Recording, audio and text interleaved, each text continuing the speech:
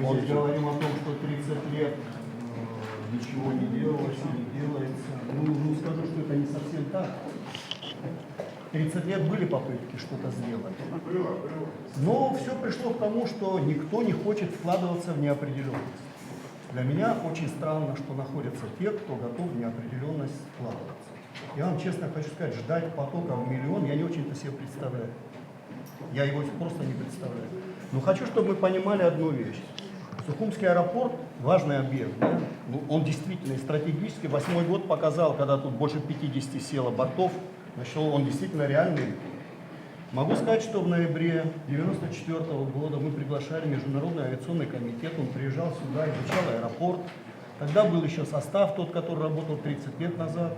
Значит, и Международный авиационный комитет принял решение, что аэропорт готов к выполнению функций. Речь шла о транзите. То есть речь шла о том, что будут садиться самолеты, которые следуют, допустим, из Скандинавии там, в Африку, на Ближний Восток, для дозаправки на начальном этапе. Значит, увеличить количество пассажиров, здесь дозаправка в Сухуми лететь. Документ это отрабатывался тогдашним правительством, но спустя буквально 3 месяца господин Шеварднадзе на ИКАО в Париже сделал так, что аэропорт не готов к выполнению каких функций. Хотя сегодня он функции отслеживания выполняет, это реально.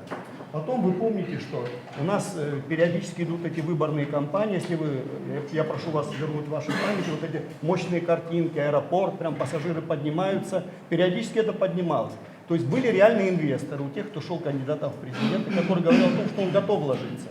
Но кроме разговоров дело не пошло.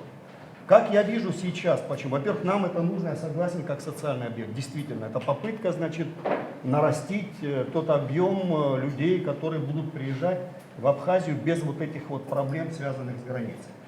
Второе, то, что, значит, это мое видение, как я это понимаю. Инвестор думает о будущем.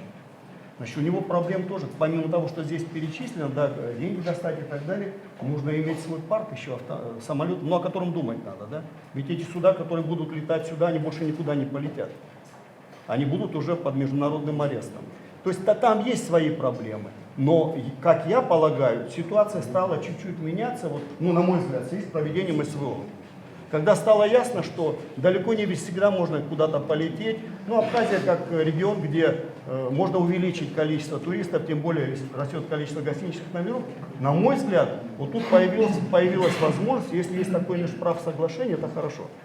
Устраивает ли оно меня полностью? Да нет, конечно, я как настоящий абхазец хочу, чтобы нам просто дали деньги и отцепились от нас.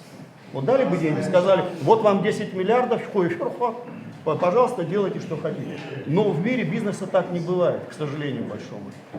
Что нужно, на мой взгляд, делать, это потом, это, как говорил мой коллега ГКЧП, да, это самое, это как ГКЧП будет идти. То есть на вот эту структуру будут такие вещи, может быть, даже как-то усилить там надо, потому что риски определенные есть.